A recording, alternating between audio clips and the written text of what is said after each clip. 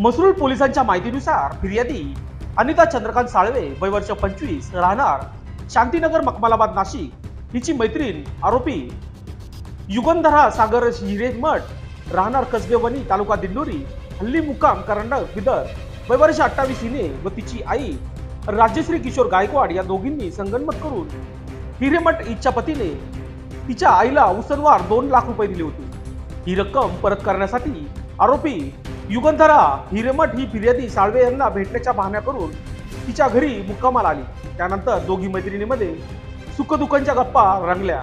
त्यानंतर दोघी जणी झोपण्यासाठी गेल्या। त्यावेळी फिर्यादी साळवे यांनी त्यांच्या गळ्यातील 1,56,759 रुपये किमतीची व 2.5 तोळे वजनाची सोन्याची पट्टीत गुंतलेली सोन्याची पोत काढून ती किचन रूम मध्ये काचेच्या बरणीत ठेवली। ही बाब झोपेचे नाटक केलेल्या आरोपीने प्रेमतीने